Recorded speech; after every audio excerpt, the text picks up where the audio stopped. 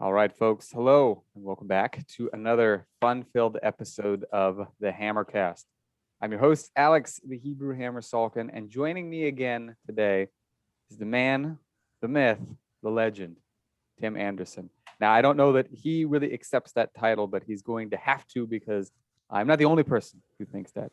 Tim is one of the co-founders of the Original Strength system, which is one of, if not the best, I would say the best system for helping you to unlock the natural movement potential that you were born with. And I have used it very extensively over the last almost 10 years because I bought Becoming Bulletproof. This is before Original Strength, the name Original Strength even existed. And I have prospered greatly as a result, as have my students. And so one of the things Tim and I are going to talk about today is going to be individualizing the resets to yourself. So this is going to be an episode that you will want to listen to very intently. And incidentally, if you like the Original Strength resets and what they do for you, my 9-minute kettlebell and bodyweight challenge is based around some of these resets and the ones that I think that you are going to find really help you to build a strong base of strength and movement that you can apply to your kettlebell and bodyweight training. You can get that if you go to alexsalkin.com. It is free. All you have to do is, first of all, spell my name right, ALEKSSALKIN, and .com, and then you will be able to get it pretty easily. So without further ado, Tim, thank you very much for joining me today. Alex, thank you for having me. Hey, listen, before we get started, can I ask you a question? Yes, you may. You're the Hebrew Hammer. This is correct, yes. How did you earn that title? Have I told you this story before? I don't think, no, I really don't know. Oh, wow. Okay, well, you'll like this actually because it involves at least one person that you know. So probably back in, I want to say maybe like early 2012 or somewhere thereabouts. It was about late 2011. I was kind of getting more and more into the world of kettlebell training, bodyweight training. I had become a certified instructor, and now I was kind of trying to spread my tentacles, as it were, by learning better how to market myself, how to take the knowledge that I had to reach the widest possible audience. And so I went to it was John Duquesne's marketing mastermind, and I met a lot of really great people there. One of whom was Steve Holliner, AKA Coach Fury. And probably within a few months of that, I mean, he and I really hit it off. We've kept in touch even to this day. And I remember at one point, both he and one of our other colleagues, a guy named Ari Harris, independently of one another, started calling me the Hebrew Hammer, kind of as like a tongue-in-cheek thing. And I was like, oh, I really like that nickname. And because I didn't give it to myself, I felt like that could legitimately be, considered a nickname. So I started running with it. I was just like, from there on out, I was the Hebrew Hammer. And so it was. That is the story. It was those two guys. They didn't collude. They were just each independently of each other, called me the Hebrew Hammer. And I took that as my sign. I just ran with it ever since. Hey, so the reason I was asking you, because I was wondering, like, we get together often enough, like you get to be the Hebrew Hammer. And then I was like, well, could I be the Carolina Chisel? Because that Yes. seems like it would go well with the Hebrew Hammer. So I was just, What better combo could there be? That's better than peanut butter and jelly, folks. The Carolina Chisel. I like it. I think that is going to have to be your new nickname. And given the fact that you have chiseled away at the amount of strength and buoyant movability over the years, you have more than earned the title. So yes, I accept that suggestion. From here on out, you're going to be the Carolina Chisel. well, that's cool. But the only uncool thing is you were given your name, and I just made one up for myself. But I think it fits. But there's no shame in that game. I believe David Whitley. I could be wrong about this. Dave, if you're listening, you can correct me. But I believe Dave had the idea for the Iron Tamer. And I mean, that nickname has stuck so perfectly well for him, and Sure. it is not the least bit contrived because he really, really can tame some iron like you wouldn't believe. So I've tried to give people nicknames before, and sometimes it's just purely for my own, let's say, entertainment. And sometimes they actually stick. And so I think actually the Carolina Chisel is, that's a really good one. So It doesn't matter if you had to make it up. You get that one. That's good. I'm in. I like it. Yeah. So, folks, the Carolina Chisel is here with me today. Tim Anderson, as he's also known. That's his superhero name, is the Carolina Chisel. And well, one of the things that I wanted to talk about is, I mentioned just kind of during the intro how I bought, and I still have, I printed it out. I still have Becoming Bulletproof, the original book that you wrote that like spread like wildfire across the internet. We talked about this in a previous episode that you and I recorded. And I remember just thinking how revolutionary it was and how all the stuff that was in there later became a part of the original strength system. But one of the real strengths of the system, in my opinion, is the fact that it can be so easily personalized to just about everyone. Like, for instance, kettlebell training can be to a certain degree, same with, let's say traditional calisthenics training. But, for some people, based on, where their bodies are at the moment, they may not be able to lift barbells, or they may not even be able to lift kettlebells, but everybody can do something with original strength. And the great part about it is that it can be fit to where they are currently. And I want to know, because you've been doing this system longer than anybody else, when did you first start like individualizing the resets to yourself and trying out different variations and seeing what worked for you? I think I probably actually did that from the beginning, just because you know how you just gravitate towards things that make you feel good, or that even if they don't make you feel good, sometimes you gravitate towards things where you're like, there's just something about doing this. When I do this, even if I don't like it in the moment, I feel better later. Yeah. And for me, I was just, for whatever reason, I was just all in 100% on crawling. And so I dove into that and spent a lot of time just doing that. And in the beginning, it was just it felt neat. Um, Now I will tell you, I was convinced that it was going to do miraculous things in my brain. So that's why I dove into it. Like, cause I had read the studies and stories about learning disorders and stroke rehabilitation. So I was like, if it helps people with issues, what would it do for a normal brain? Like it would probably even work faster and better if it didn't have to overcome limitations, right? So I just dove all into crawling. And again, it was really just to feel good and to see what would happen. Later, I learned that I could use crawling for strength training. And then I really dove into it even more. So that's really kind of how I got started in it. Now, along the way, I gradually discovered the wonders of rolling. So I think for me, it was crawling, then rolling, and then rocking, and then head control stuff. Unfortunately, the last thing I really grabbed hold to, which I should have done first, was breathing.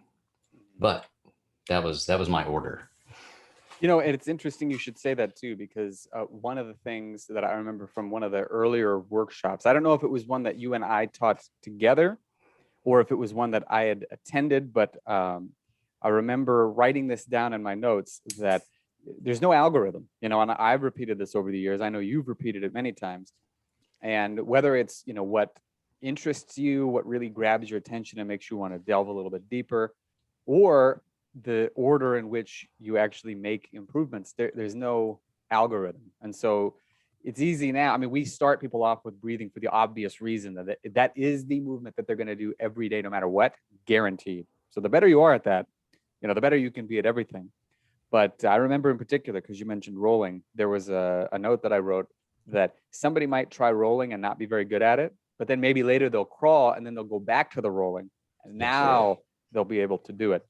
And that is one of the great things about it. Again, it's not guaranteed that that will happen, but there are some individuals for whom that will be the outcome. And so when you started to do all this messing around and you started thinking, well, hey, like if I start tossing in some rolling, maybe that's going to help me to do X, Y, Z, et cetera. What were some of the early, let's say, some of the earlier improvements that you started to see in your, we'll say, traditional strength training, your athleticism, and things like that?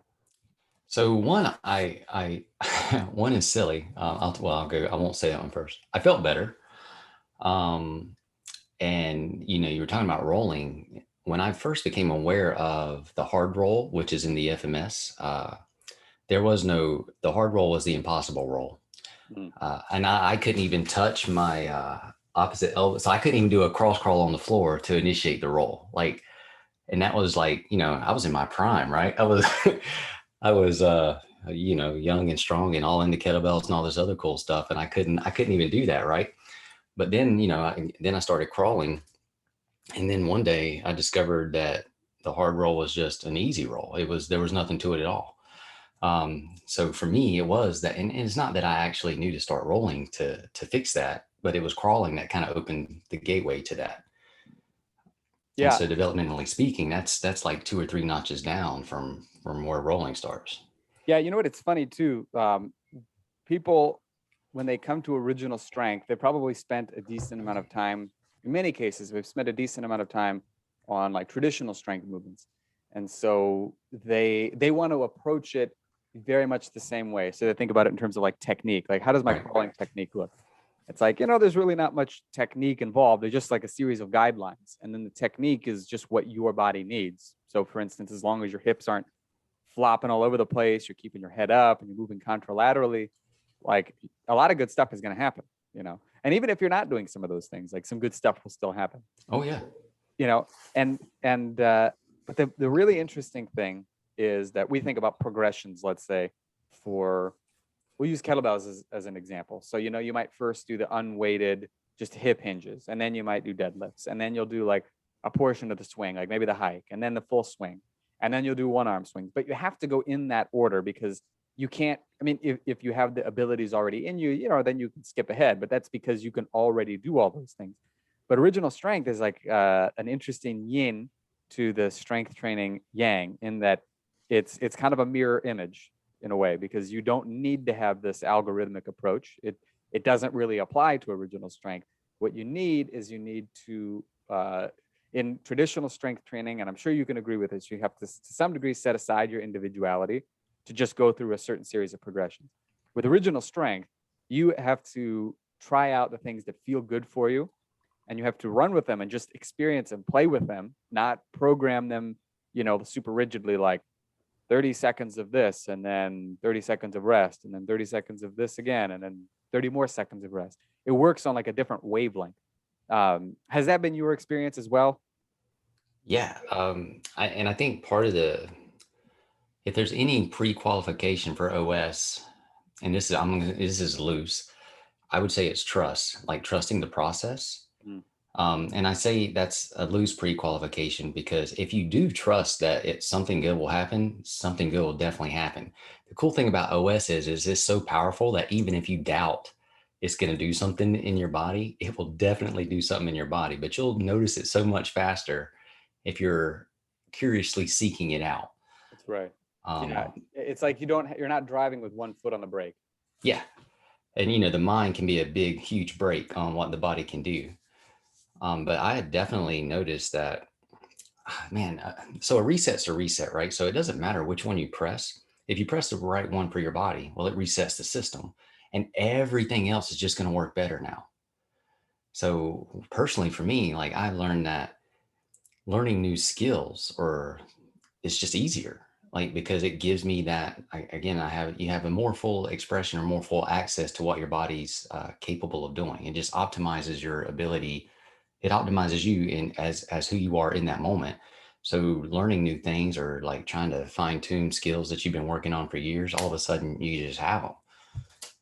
So it does very much help with that progression in, like, say, if you do have a discipline or a skill like weight training or martial arts or something like that, it just really gives you a clean slate, but also it gives you ability on top of that clean slate. Yeah, it's interesting because it's like, because it functions as your base for movement, it only makes sense that everything that you stack on top of that base is going to be reliant on what's on the base. So it's like a foundation for a house, like, is my second story going to have, issues with, I guess I don't know a lot about architecture, so maybe my analogy won't work here, but like, are things going to be sturdy? Am I going to have to add some sort of load bearing structure, or is the base strong enough where I can just keep things simple and everything up top will just kind of fall into place as a result of the fact that I have a strong foundation? Yeah. And to your point about the algorithm thing, it was through trial and error. Because everybody, you want to be a good teacher, a good student, good whatever, and you want to do things right. So you try to follow the proper order of things. So when I was working with people, when I was first into OS, I was trying to follow the order of the developmental sequence or of pressing reset. And that often ended in frustration, but also eureka moments at the same time, because when I gave up trying to follow the order, I would see that something later down the chain fixed something much earlier in the chain that you would have thought that can't be, it would be the other way around. Yeah, yeah, absolutely. And this is one of the reasons too why even though I always stress to people that um,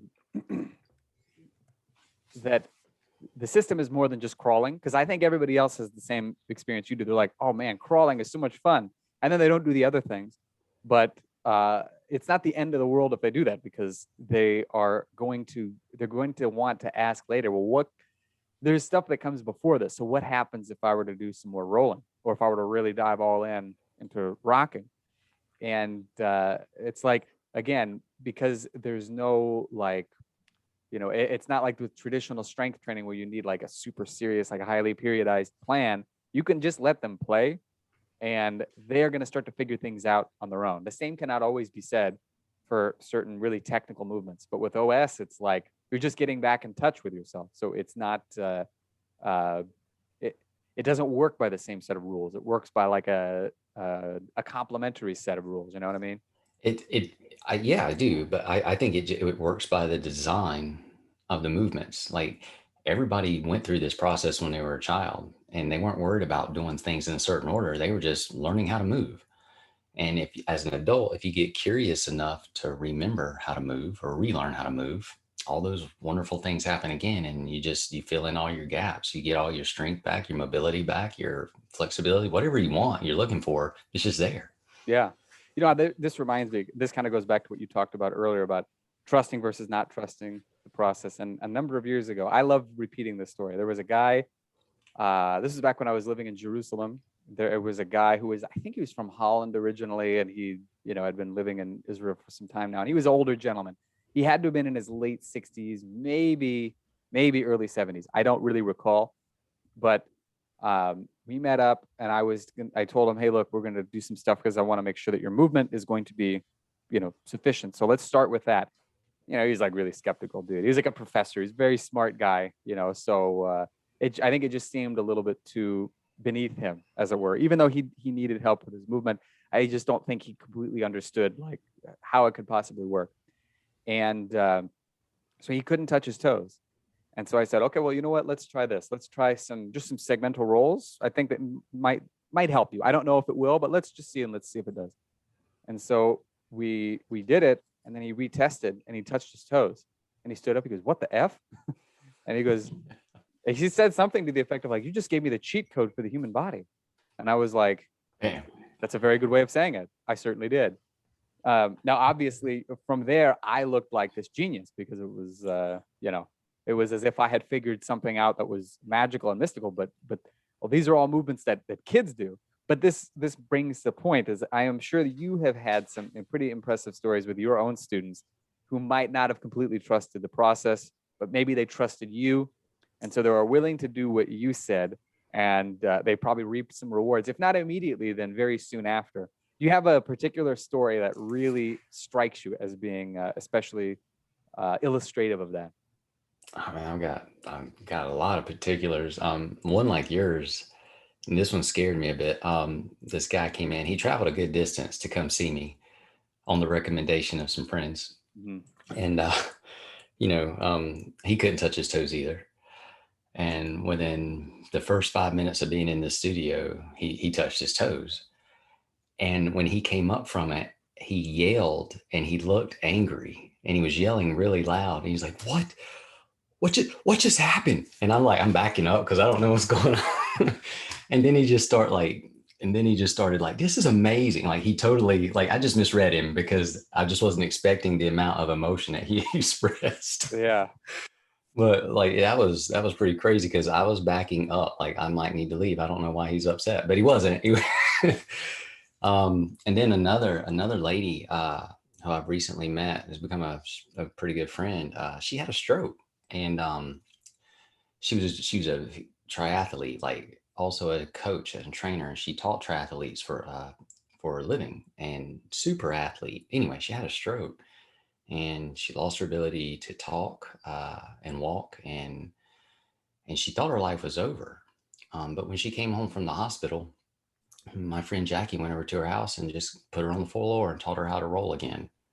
And then she could talk clearer. Like her words were coming back that fast at the speed of her nervous system, right? I mean, it's an amazing story. And anyway, that she was so depressed and like just thought her life was over and that she was going to be a burden on her husband. But within, I don't know, 15 minutes of being with Jackie, she learned how to roll. And then she started being able to talk clear, more clear. And she started being able to get the use of her limbs back better right then. So that set her on fire. And then so every day she would roll and crawl. And now she's back full tilt. She's teaching again. She's got her life back. Like that fear of being, done or done with and being a burden on someone else was completely erased just like that at the speed of her nervous system. That's really incredible. And this is, I think, really illustrative of just how important nervous system training is. I think a lot of us, again, particularly if you have like a traditional strength background, you see it as just kind of like a tool to help you get stronger. Like I have to coax my nervous system into helping me to press more weight or do, squat heavier or something like that. We don't realize just how much stuff our nervous system helps us to do. And I mean, this is a perfect example. And it makes good sense if you think about it, because we know that contralateral movements, it could be as simple as cross crawls, like touching the opposite arm to the opposite leg, help you to think more clearly. They help the two hemispheres of the brain to communicate with one another better. They help your coordination, your concentration. And so it stands to reason that they could also help somebody who's a stroke victim. And this just kind of goes back to what you said at the beginning, that when you were reading the studies about this stuff at the beginning, and you were reading the stories of what people had experienced, it was very clear that it could help somebody who had such difficulty in their life to begin with. And so if you don't have such a difficulty, it's like you're just removing speed bumps from the path. And Yeah, if you stick with it, you will keep making incredible, incredible gains. it is literally the gift that keeps on giving. And I think it does optimize our human potential because, again, like, and because of OS, I truly believe the body's not made to break down now. It's just made to continually build itself back together, which is evident if you look at it. Yeah. But most people, even if they know that, they don't know that. So it's kind of wasted on them, right? Because it's just head knowledge, but it does really hadn't sunk into them. So they'll accept if something starts to wear out, fade out, or where it go away. But that's just the state of the world. But Yeah. with your design with OS, and see, if we call it OS, but it's nothing more than the design of the body. Yeah. And it's amazing. But it continually rebuilds and rebuilds and rebuilds. I have found that I go through stages like probably anybody else where like I'm doing a little bit more OS or like a little bit less. And it's almost always the times when I'm not doing as much that I'll get like a tweak here, or like a setback there. And so I'm like, all right, I gotta ramp it up. Like I'm never not doing original strength. I'm always doing it to a certain degree. But any times over the past couple of years that I have put it more on the back burner, it has only been a matter of time before I've got to use it to get myself back to where I should be, And so as a result, especially now, I'm making it a point to do it much more regularly, or like on in between days, like I'll really ramp it up, for instance. And like the difference has been like unbelievable. Now, on that note, I'm sure that when it comes to traditional strength training, there's probably not too many other people who have any cooler stories than what you have, because you've been using it for as long as you have. You've experimented for ages. You just, light years ahead in certain respects.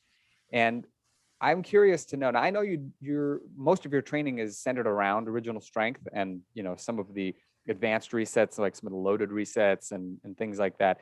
But whenever you do go back and you test like the old traditional strength stuff that you used to do, what are some of the things that you found you've either retained, maintained, or improved on since since turning OS into your primary mode of training? Well, So let's like, I guess to try to do stuff people could relate. If you're in the kettlebell world, presses, like I don't lift kettlebells really, or I didn't, especially like, say 2015 is the best example. I I went away from kettlebell training for 2 years, and I could still bottoms up press 32, 36K kettlebell, um, without training it or doing any of that stuff. I did not do a Turkish get up in maybe 2 or more years. And one day I discovered I could do a 135-pound Turkish get up on both sides in no, not with a barbell, not, and not training that, which is neat. Uh, John, Dan John, we did it. We did it. We mentioned Dan Yeah, we John. had We're to bring him together. up. Exactly. Yeah. He invited me to an RKC certification at his house, which to be honest, I was not interested in doing any kettlebell certification, but what I was interested in was spending time with Dan John at his house. Of course. So naturally, the only answer was yes, I will be there. And I sailed through the 3 days of training and all the what do you call them, the testings or whatever to pass the RKC. And I don't use those things, or didn't use those things then, and don't, so to me that was it's like, you just know that if you show up, everything's going to take care of itself because you're capable. Absolutely. And I think, for people who don't know, one of the RKC tests, for instance, is the snatch test. So it's the same as in strong first. It's 100 snatches in 5 minutes, if I recall correctly. It is. With a 53-pound kettlebell, a 24-kilogram kettlebell.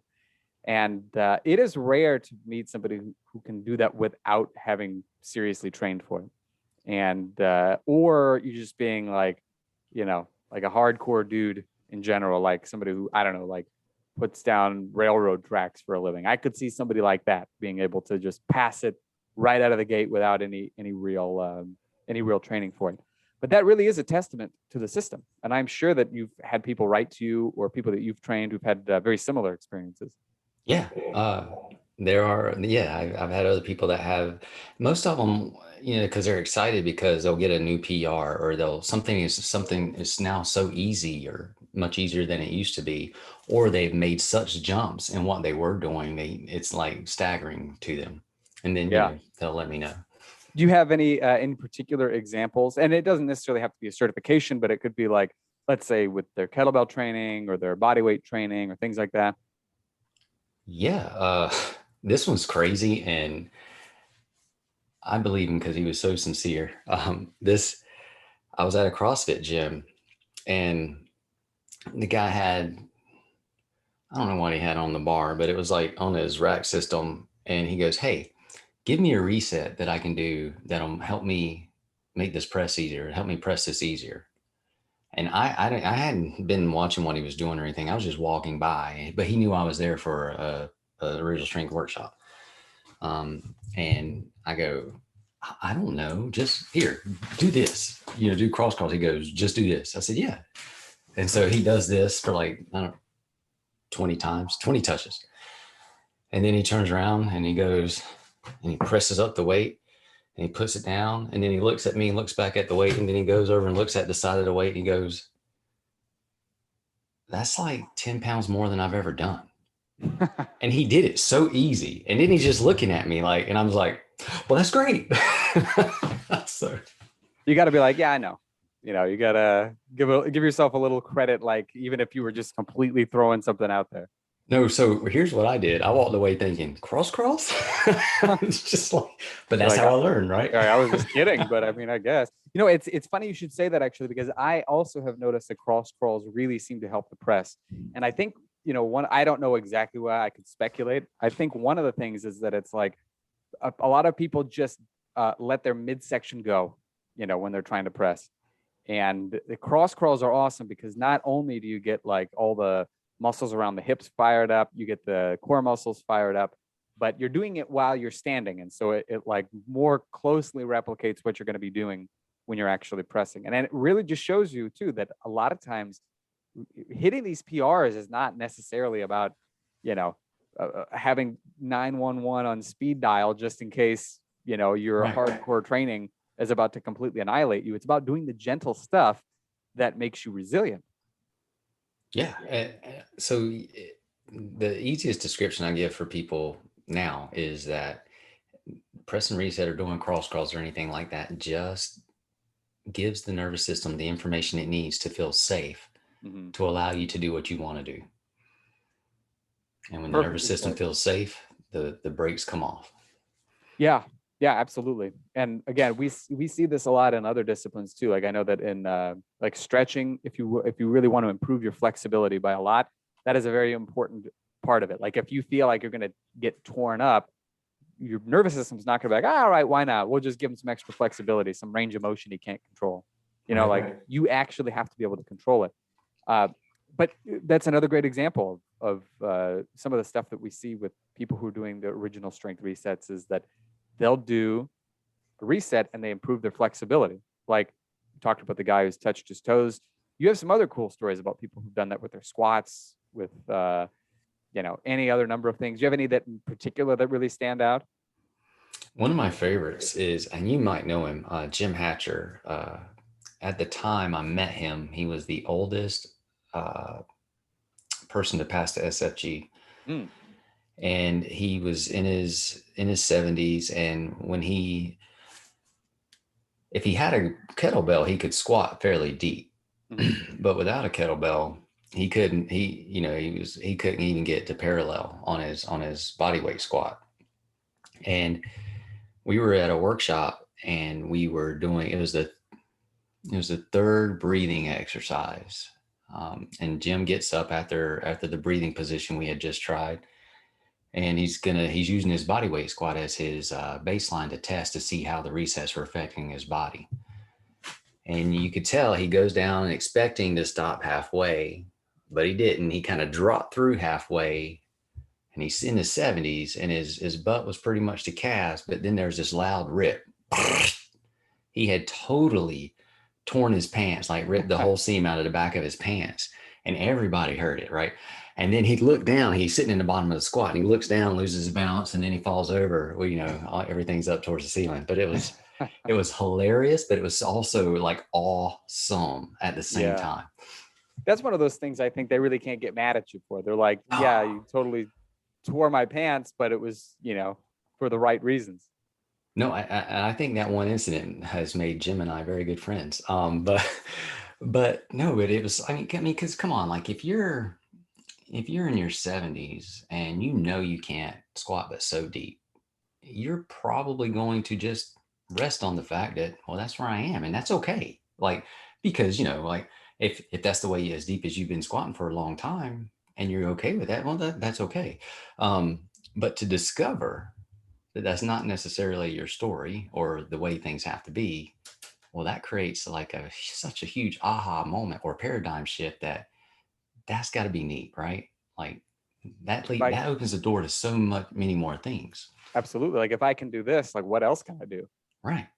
And maybe if I can squat way deeper than I thought and it was easy, and yeah, what else can I do? And what does that lead to?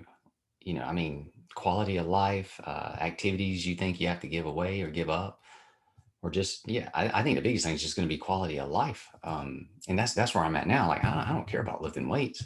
I want to feel good. Yeah.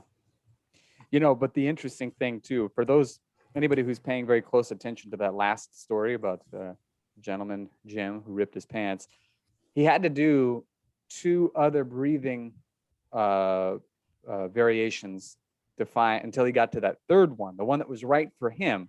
Right. They got him to a pants rippingly deep squat. And so the takeaway is that you have to be able to test. You have to be able to see what works best for you, what doesn't work, because there are going to be some things that just do not feel good or do not feel right. And other things that, maybe they do feel good, but they don't necessarily give you as much as you would like. But the difference is all in that testing and retesting. And that's a big part of what you guys do in the workshops. Yes. Now, I know that you've got a few coming up. You guys just did an OS Pro just over the weekend, right? Yes. And now, since things are starting to open back up, do you have any OS workshops that are in person? Do you have any of them that are online? Any that come to mind right off the bat? There's, I believe there's one online every month until December. I know there's one in person in Arizona at the end of July, Very nice. and there's one live in France in November. Oh, fantastic. Those are the only, like, without going to the website, that's what I know off the top of my head. So where can people find out more about the upcoming workshops that are in person and online? Oh, yes, they can go to www. Nobody does that anymore, but just go to originalstrength.net. Originalstrength.net, and then right on the front page, I think there's a tab you can click for workshops. Is that correct? Yes, it says courses, I think, or courses, workshops, okay. either Courses one. or workshop. Yeah, exactly. You can use them interchangeably. All right, now before we go, I would love it if you have one last story, if you have one, of an example of maybe like an oddball reset that you have done, or that one of your students has done, that maybe is slightly off the beaten path of what we would normally teach, that really just blew somebody away and helped them to restore their movement, their strength, and their athleticism. Oh man, oddball. Well, see, they're not odd to me though, so that's the hard part. True, So yeah. give me a second. Sure. Like, what kind of extraordinary results are we talking about here? Well, I know there's one example that you mentioned to me in a previous talk. I think we were talking about elevated rolls and a gentleman who improved his squat by doing elevated rolls. Yes, and so again, you wouldn't think that a roll would make a squat better, but a reset's a reset, right? So Yeah. let me think. Okay, yeah. So everybody, okay, it's one thing to buy into the concept of resets. It's another thing to buy into the concept that just moving where you can, or moving where your body needs to move, even if it's only this much, can be a reset that opens up your whole world. Mm. So for some people, some stories, being able to move their eyes, just move their eyes without moving their head because they don't really have good eye control or head control. We've seen that open up squats and toe touches that, had been gone for I don't know how long. But like it, to the point where this person was so amazed that, holy cow. And that's from eye movement, which is the beginning of head movement though, right? So, or the beginning of rolling. It just depends on how you look at it. So I think that's the most oddball thing, is that it can be so small, but if that person's body needs it and wants it, it can be so huge at the same time. Absolutely. As you were talking about that gave me a reminder of one that I want to contribute before we finish up this episode. I remember a number of years ago, I was doing a workshop for the Creighton men's soccer team. I think it was the Blue Jays.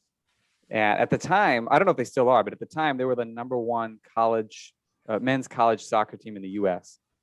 And I remember you were like, I don't know how you got like the approval of the head coach. Usually it's just the strength and conditioning coach, but you managed to do it. But I remember doing the workshop, or it was like a very short thing. It was about 75 minutes. And we had all the soccer players on the ground, and we were just working on a regression of just moving head side to side, like eyes, head staying on the ground. Like 75% of them improved their squat just by doing that. Yeah. It was astounding. I was even surprised because these were, again, this is the best men's college soccer team in the U.S. And they all improved by such a simple and fundamental reset. One that most of us think is just remedial, but it was so unbelievably powerful for them. And so the neat thing about that is everybody thinks that professional athletes are on another level physically and neurologically. They may be on another level physically and with skill and talent and effort and discipline and all this other stuff, because they've poured everything to get to where they are. Yeah. But they have just as many brakes on their nervous system as, the soccer mom that has never even had any aspiration of being a professional athlete. Right. Nervous systems, bodies are bodies, emotional issues are emotional issues, thought processes are thought. They had the exact same roadblocks on their nervous system that anybody else does. So they're great at what they do, but an accountant's great at what he does. Yeah. He still has the same nervous system as the mailman, though. I mean, relatively speaking, Sure. they're Sure. humans. So that's the neat thing. Like, this works for anybody as long as you can breathe, or you are breathing and you have a nervous system, and most people have those two things, then they can optimize where they're at. Absolutely. It's great that you say that, because I think it was Gray Cook who said that a lot of times athletes don't necessarily move better. They're just better at compensating. And it is very important for your longevity that you not compensate. And just to close out too about the power of just these fundamental movements. One of my favorite quotes is from Ido Portal, who's a Israeli movement maestro, who said, for instance, Mike Tyson, even Mike Tyson has to squat down to pick up his child. Like, the squat is just a very fundamental movement. No matter how high level your athleticism may be, you still have to be able to do fundamental and foundational movements. And nothing could be more foundational than the original strength resets, and nothing could be more powerful than finding the one that works best for you, the ones that work best for you, I should say. And then you just keep practicing them until the time comes to test out a couple others and see how those work. So, Tim, thank you very much for joining me.